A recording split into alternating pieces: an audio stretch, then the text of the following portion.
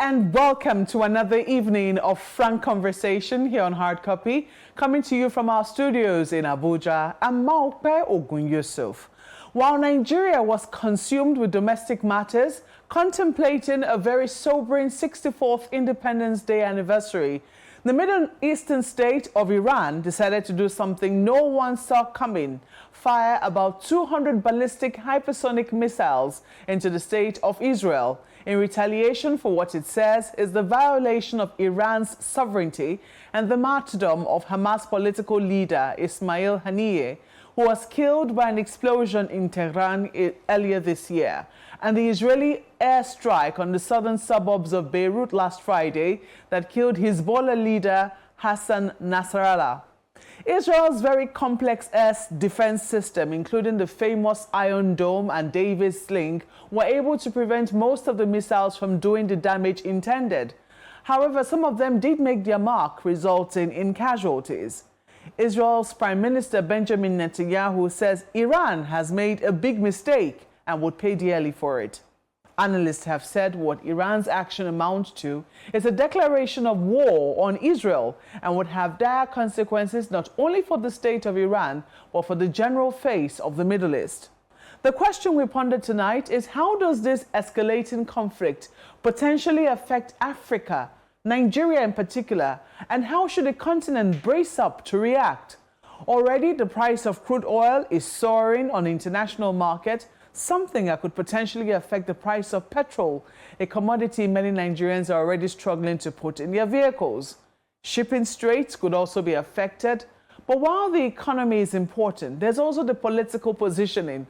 South Africa has wasted no time taking Israel to the International Criminal Court on the grounds of genocide and has made progress there. What should our country be doing? How should it brace up for this conflict? Ambassador Joe Keshi is our guest tonight on Hard Copy. Ambassador, welcome, and it's good to see you again. And thank you very much. I love your introduction. Well, thank you so much. I imagine that this will be a hot topic amongst, you and your colleagues, on whatever diplomatic platform you belong to. I'm sure there will be quite a few. The question is, I'm just wondering, what exactly is the mood there? Are people concerned or are they scared? About the crisis in the Middle East or about Nigeria soon? Look, about the crisis in the Middle East, I think to a large extent, in my view, yes, we are part of the global family, but we are far away, a little bit completely isolated, from the crisis itself.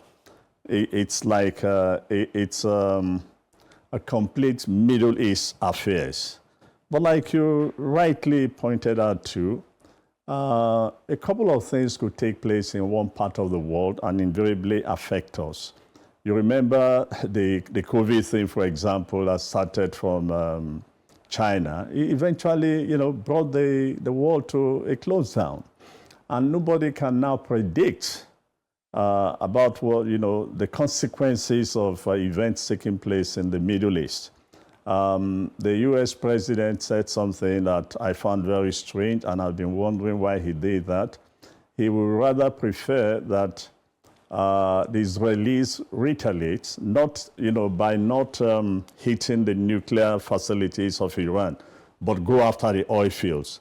And of course, already that statement alone, you can see the price of oil going up. And when they actually do that, of course, it's going to affect the oil market because prices will go up. There'll be disruption for a couple of months or who knows for years if Iran oil facilities are blown, The Iranians could also decide to retaliate by blocking the, what they call that, their, strait where oil ships pass. And so we now have an economic crisis that will fuel economic conditions that are already, relatively bad in a number of countries. So these are some of the concerns that we are all worried about. But we also have to understand that today, the world is short of the kind of leaders that we saw many years ago. Leaders across board.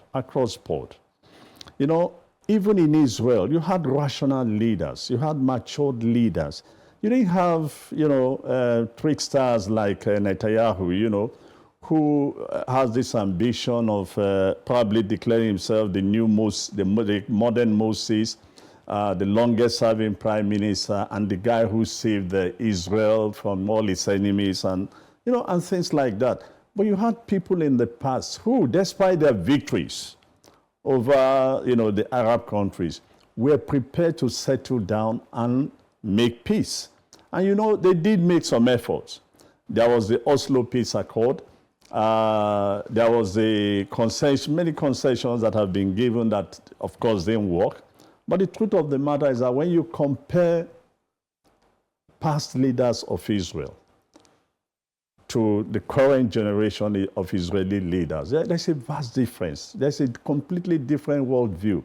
And they also recognized and paid respect to those who were assisting them and those who are still assisting them. The difference is that Netanyahu today is prepared to listen to nobody but to himself and to his right-wing elements. And that's why this crisis is going to escalate even more than anything else. This has really dragged. And I think today, October the 4th, makes it exactly a year since Israel launched this retaliatory onslaught in Gaza. We're approaching a year. Yeah, we're approaching a year. And this war, like the Iranian war, the Russia-Ukrainian war, was expected from the perspective of the Russians to be a short war. From the perspective of the Israelis, oh, we are going to overrun this, take care of this very quickly. But here we are.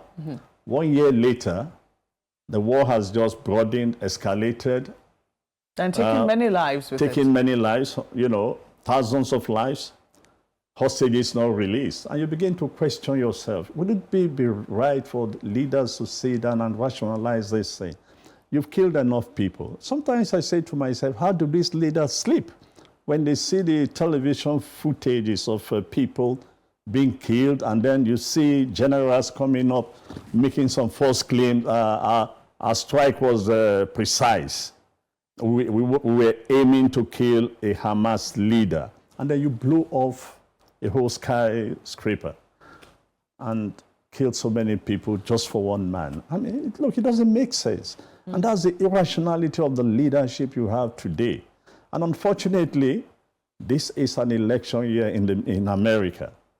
And so no American president, whether running or not running, as long as it's an election year, and Netanyahu has found a very nice way of, deceiving the American leaders or not even listening to them, not caring, But because of the Jewish lobby, the Americans will continue to find a way to support Israel. Well, I do know that in April, when Iran launched some attacks, and I think, and even before April, when it was seeming that the United States was developing some cold feet in terms of what Israel was doing in the state in Gaza, and I think that there were words of caution to the Israeli Prime Minister. He was very categorical that if nobody was going to support them, precisely, they were going to go it alone. Because this is election year in the United States. Look, the guy understands the politics of the United States. Yes, but this is and so he knew from day one that as long as election year, no president in America or no contestant in America would definitely go against whatever Israel is doing. Well, this is where we are now, where this war has dragged on for this long, close to a year, and a few days from being a year. I think over 40,000 lives, if you were to count those that Hamas killed in its own attack, and also those that Israel has also killed in their own retaliatory attack, even though there's no balance on that scale. We're talking very disproportionate. Very disproportionate. We're talking about a lot of lives, and the world hasn't just watched on in silence. There have been, pretty strong debates and words of caution, and some of them not just caution. South Africa has taken steps to say what you're doing is genocide, and has made a case in front of the International Criminal Court, and has made significant strides there. I think Spain too has also followed suit, joining that particular suit. Do you think that there is too much timidity on the part of other world leaders who are watching what is going on?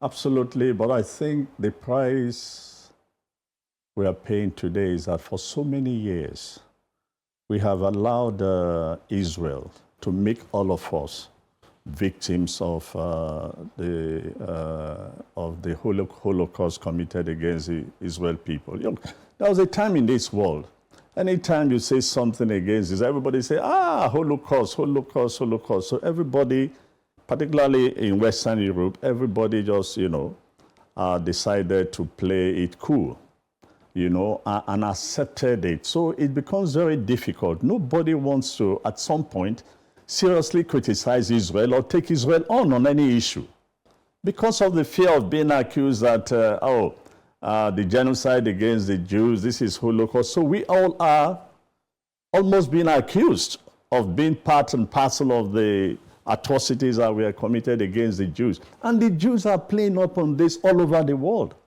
Anywhere in the world, they are playing up on this.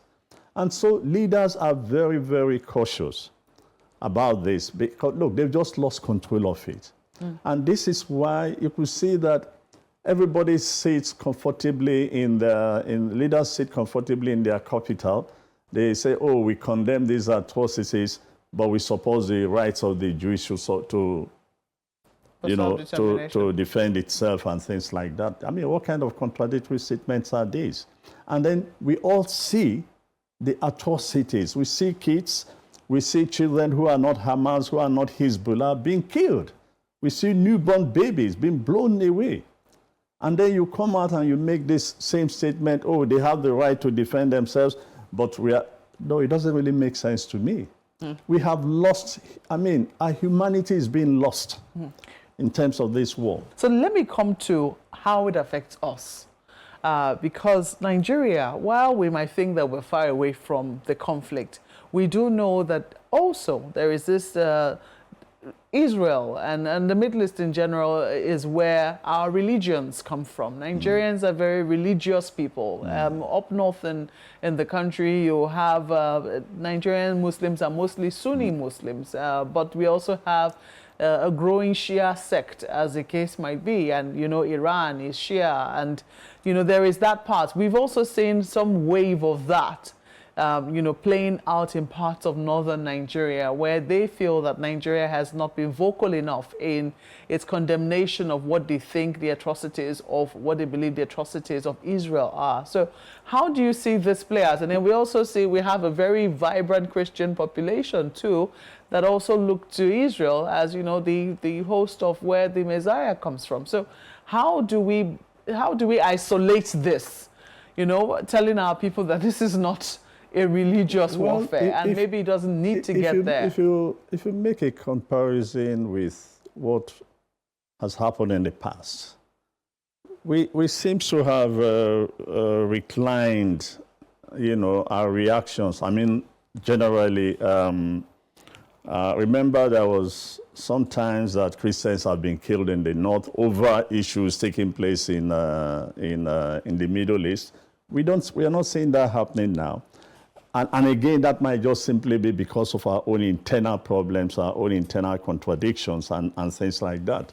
I'm not too sure how many Christians are going to pilgrimage this, in the last 1 year. And yes, I know that a lot of Muslims still go to Umrah and, all that and so on. But as the problems escalate, of course, I'm not too sure that anybody will want to go to that part of the world. But today's crisis and our own domestic, when you look at our own domestic situation, people are in a situation where for them, the first most important thing is their survival. Most important thing to everybody in this country today is their survival. And that's why you probably have not seen the kind of uproar you've seen in the past about people demonstrating, calling on, demonstrating in favor of Israel or demonstrating on... But I'm not too sure that in terms of our people, that, we are going to see, I might be wrong, but I'm not too sure that now it's 1 year. And we have not had whether a Christian uprising or the Muslims uprising about the crisis in the Middle East. No, we are very much concerned about our domestic issues. Launching these missiles on October the 1st, and the reactions we have heard so far, those saying, look, this is war that has been declared, and if there is an all-out war in the Middle East, as some are fearing could happen as a result of this, should Nigeria be concerned? Look, number one, I'm not too sure there will be an all-out war. An all-out war. You don't think so? I don't think so. Look, who is going to fight who? Saudi Arabia is not going to get involved in any war. Egypt is not going to get involved in any war. The UAR is not going to get in any war.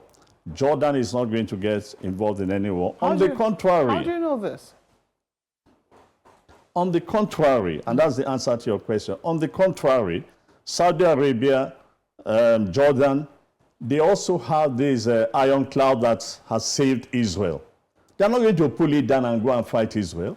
These guys are too comfortable with what they have today to bother themselves about getting into a war that they do not like anyway. They've not been in good relations with Iran, and they're not going. In fact, they'll be happy if the Iranian Malams are taken care of. They'll be happy if some lessons are taught to Iran, because they think that Iran has been responsible for a number of destabilizations in the region with all its, what do you call them, the Hezbollahs, the Hamas, the guys in Yemen and other places. How many times have you seen Arab leaders or foreign ministers meet on this issue and taking a very strong position? They have not. They've met. But they've never actually, they just act individually. There's been no Arab summit, no Arab anger to say, no, this is unacceptable. Nobody has put up any of their military on alert that they are going to fight Israel. Nobody has done that. So where are you going to have an outright war? So who's going to come and fight for the Arabs in a war that they themselves are not prepared to take part in? So you think Iran is going to pay for this all by itself? Oh, absolutely. Iran is going to pay for this. And I think that the leaders were just, irrational in the decisions they took. And look, what is perhaps interesting about this whole thing is that they did the same thing a few months ago, which revealed what apparently they did not know, or they do know. But with the benefit of hindsight now, before they launched that attack the first time, they let some people know. Yes, they told the United States. They told the United States. So you know this very well. Why would you go and repeat the same thing with just 200 ballistic missiles with minimum damage? But when the Israelis retaliate this time, look, for years, Netanyahu has been looking for an opportunity to go to war with Iran. The Americans have been restraining him. And you can see now that the American restraint is not as powerful and strong as it used to be. Mm. Do you think Israel can take on all of these fights at once? Isn't that risky too? The only way Israel will stop and not take the risk you just mentioned is if the Americans stop supplying them with arms and ammunition and weapons. But as long as America takes that position during this election year, that Israel has a right to defend itself, Israel would take the risk. The Americans will support Israel, period. That's a very realist analysis. I think you finally come to the realist analysis. I'm just wondering, you have said you don't see that, but let's talk about the economy. How will this affect the economy? We saw how the battle in the fight between Russia and Ukraine, affected the price of wheat. Yes. Drastically. I mean, you've just talked about, crude oil, price of oil running away with the wind. We're approaching winter. Gas prices are going to be... Gas prices will energy go up. Prices. The supply... the shipping straits could be disrupted. Yes. And so that's just going to take prices off the roof if it does happen. And many countries are already coping with a cost of living crisis. This is the whole thing that today I still keep wondering what has happened to the world that you do not have leaders that could honestly get everybody together and try and look on almost all fronts. This is immediately after Onga. Yes. You have a very hardline regime in Iran. You have a hardline regime in Israel. You have a very weakened president in America in an election year. So who are they? Who is talking to anybody? And you have a weakened United Nations Secretary General as well.